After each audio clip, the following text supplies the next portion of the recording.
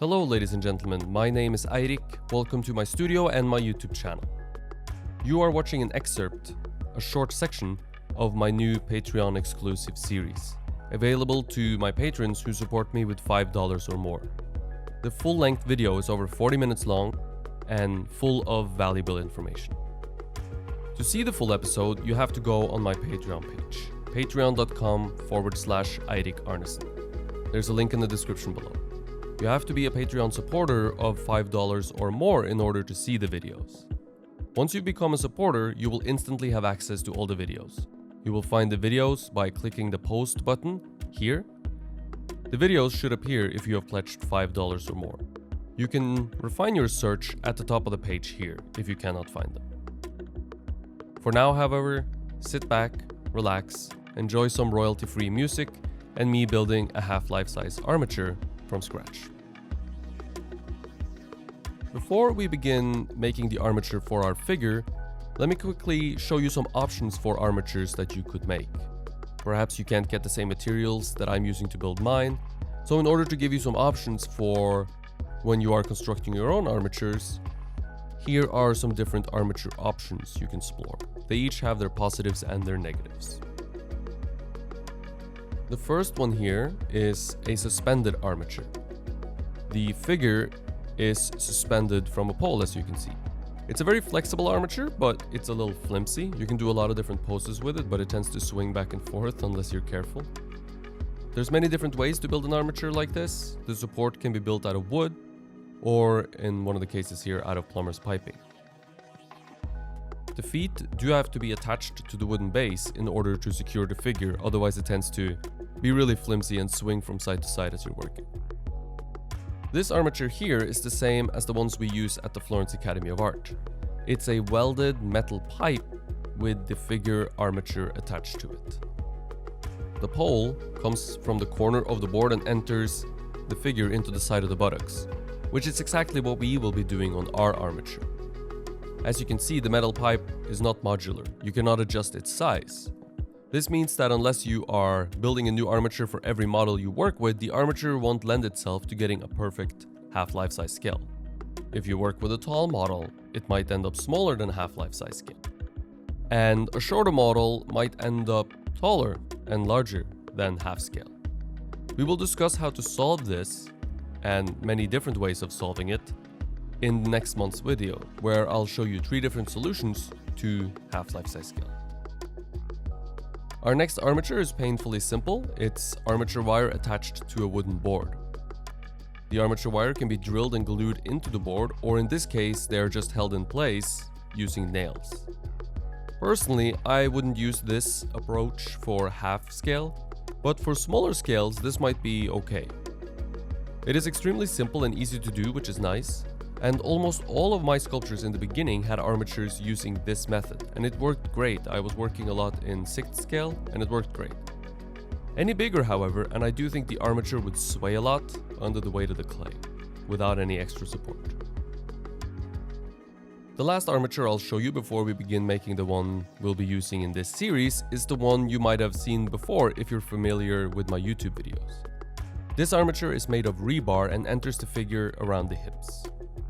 The figure armature has been taken off the stand, so you'll have to imagine there being an aluminum figure armature up there. These are perhaps the sturdiest armatures you'll get, and they work excellent for larger scales like 3/4 scale or life size. They are, however, a little restrictive with access, and they're definitely overkill for something like half scale.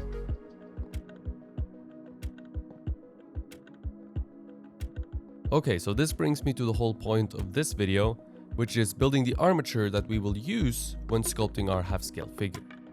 Now I know it took a while, but I felt there was a lot of things that I've glossed over in previous videos on YouTube that this would be a perfect platform for me to talk about and to show you guys. As I mentioned before, these videos here on Patreon will be a lot more in-depth than what you're used to on YouTube. To begin our armature, we will need a wooden board. This will serve as our base. A square wooden board is necessary if we are to use the planar system described above to its full effect. Remember, we want to orient the pelvis of our sculpture square to our wooden board, and then we'll orient our model's pelvis square to the model stand, or in this case, I took reference photos considering that. A simple board on its own would struggle to lay flat and would tend to bend and buckle. So a couple of wooden runners underneath stiffens up the board and gives it a little bit more thickness to screw screws into. The board doesn't have to be anything pretty, by the way. As you can see, I'm just using some old, previously used and painted on plywood of some sort. I'm not really sure what type of plywood it is. All that really matters is that the board is square and will lay flat on your table and not wobble on you. Now, if you have taken some measurements from your model, which I have done to ensure that I work in exactly half scale, then you can use these measurements to build your armatures at the right height. If you don't know or don't have any measurements, you can make some assumptions and go from there. I will show you how to create a figure without any proper measurements after we make the armature. Because I know the height of my model, I know the height at which I want the pole to enter my figure. The middle of my figure, which happens to be at the height of the crotch, and it is on most people, is around 77 centimeters. In half scale, that is around 39 centimeters. So you can use this trick. If you are making a figure in half scale and the model is 180 centimeters, you divide that by 2, you get 90 centimeters, and that's going to be more or less where the bottom of the crotch is. The crotch sits below where I want my pole to enter, of course, the buttocks being slightly above the bottom of the crotch, so I know I want the pole entering into the side of the buttocks to be slightly taller than 39 centimeters. If the pole enters at the height of the crotch, the T-fitting at the end of the pole will stick out below the crotch, which is not good, of course. We want no part of the armature, with the exception of the pole, to exit the figure. I also want to have room enough for a base and some wiggle room for mistakes. So I make the height of the pole around 45 to 50 centimeters. I'd rather make a little bit of a taller base than have to compromise and make a small figure to fit my armature. My horizontal pole's length is chosen so that it will reach more or less the middle of my board. I want my figure to be pretty much in the middle of my board. For no real particular reason, it just seems to me like it should be in the middle, I guess, and it'll mean that the whole sculpture and sculpture stand will be as balanced as it possibly can be. The pole will enter into the side of the buttocks and not into the lower back, for example, because the side of the buttocks has very little information that I will lose. Now, if I were to enter it into the lower back, there's a lot of information there that will be very hard to recreate in whatever material I end up casting my figure in. But in the side of the buttocks, there's very little information, and so it's a lot easier to recreate that. And the forms are a lot bigger there too, meaning that they're a lot simpler to make in whatever material I will end up casting the figure in. The T-fitting at the end is placed upright. It is there to give my armature something to be properly attached to. Attaching the figure armature to the pole without the T-fitting wouldn't have been nearly as secure and would have been very, very difficult. My wire of choice when making armatures is almost always square aluminum armature wire. I choose square because I find it holds the clay a little bit better than the round, but I know it hardly matters. I suppose it says more about me than anything else. Let's thank today's sponsors, my Patreon supporters on Patreon, who have ensured the continued existence of this channel and allowed me to upgrade my gear bit by bit, making better looking and better sounding content for all of you watching.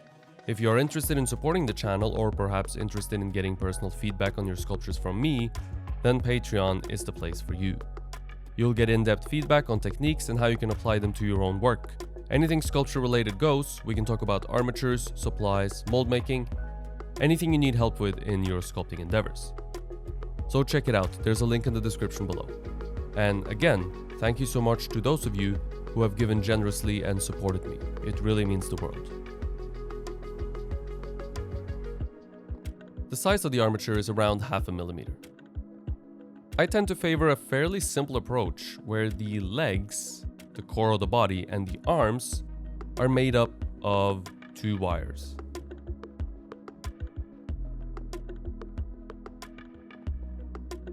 Because I only know the height of my figure, I can only assume the length of the arms. As long as I give myself plenty of extra length in the arms to allow for the width of the shoulders and a little bit of extra length for the arms, I should be fine. Splicing armature wire together is less than ideal, though it is possible. You can simply zip tie it together, but I'd rather avoid that. The length of my legs is not a concern, as the height of the T fitting shows me where I need to have the pelvis more or less. This was measured earlier.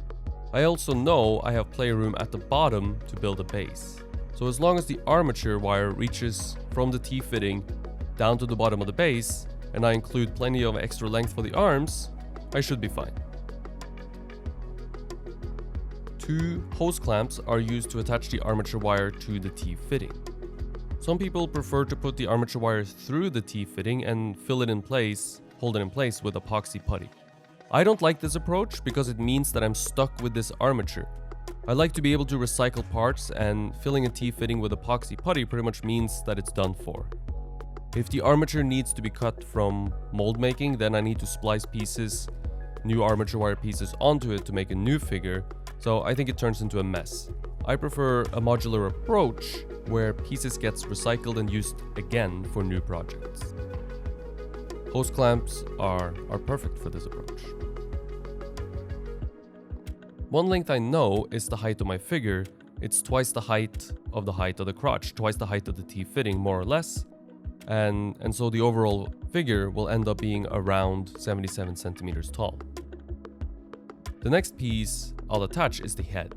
I can measure around 39 centimeters from the T fitting down and go 39 centimeters in the other direction upwards to find more or less where the top of my head will end up sitting.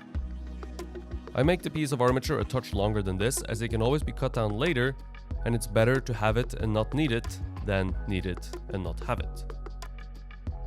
This piece of armature wire is attached to the T fitting with the same hose clamps I used before to attach the arms and the legs. And this kind of consolidates everything together, makes sure that it's really sturdy. Once attached, I can measure again and make a guess at where the pit of the neck is going to be. It's very important if you have to make a guess at where the pit of the neck is going to be if you haven't measured it. The pit of the neck is essentially where the shoulders is going to come out from. It's going to be important that it is a conservative guess. Do not attach the arms too high up, as it might interfere later with where the pit of the neck ends up being. Placing the shoulders too low, attaching the arms to the head too low, in other words, leaves this decision for later when you can make a more informed decision. It is very easy to bend the armature wire upwards, but very hard to fix it if you have an armature wire coming out of the neck, for example. I use simple zip ties for this connection because I don't want to risk having the bulky hose clamp sticking out anywhere. In addition to the zip ties, there will be wrapping wire to secure this connection.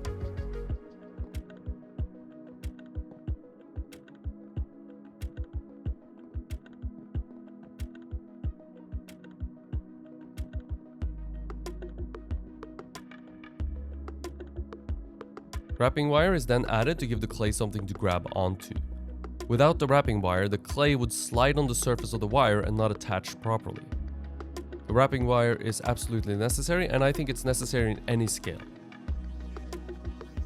I've seen people use string and other materials for wrapping before, but if you ask me, it's best to keep it simple and just use thin aluminum armature wire.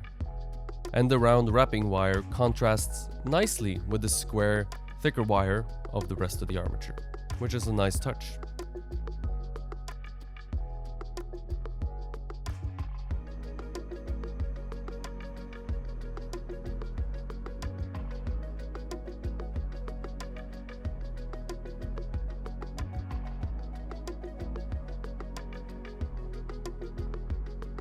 Let's take a quick second to talk about some updates that's been made to my Patreon page recently. Today, on November 7th, I'll be putting out exclusive Patreon content for the first time. Videos that you will only have access to if you are my supporter on Patreon. The first series we will embark on is the Beginner's Guide to Figure Sculpture. We will cover how to sculpt a standing nude female figure in contrapposto in half-life size scale. I will cover everything from the armature, the sculpting, and eventually the mold making. This will be the one stop for all the answers you'll need. This will be the one stop for all the answers you'll need for sculpting a standing nude figure. Whether you sculpt from life or from photo reference, we will cover how to work from both. One video will be released on the first Thursday of every month, starting on November 7th. The video will be longer than what you're used to seeing here on YouTube, at around 30 to 45 minutes each episode. It will all be real-time footage, no time lapses, and I will do my best to use a very linear process with clearly defined steps, making it both easy to follow and easy to do on your own. Any patron pledging $5 or more will get access to the videos. I'm excited to finally be putting out exclusive Patreon content to my patrons whose support is greatly appreciated. So check out my Patreon page to watch the full video by clicking the link in the description below.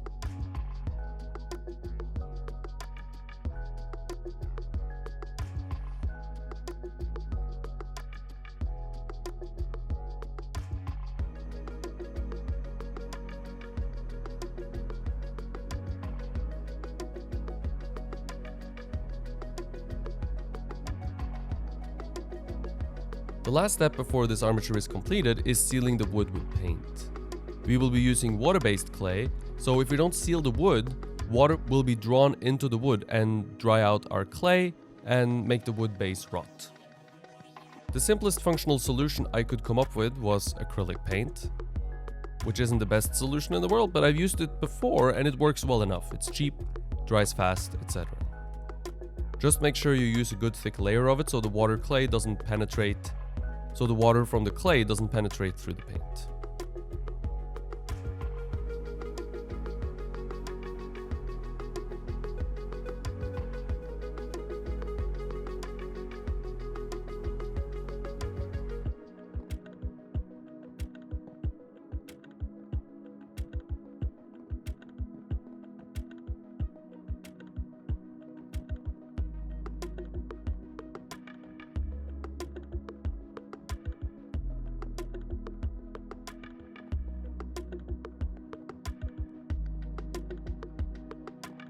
Thank you for watching and stay tuned for a new video next Thursday.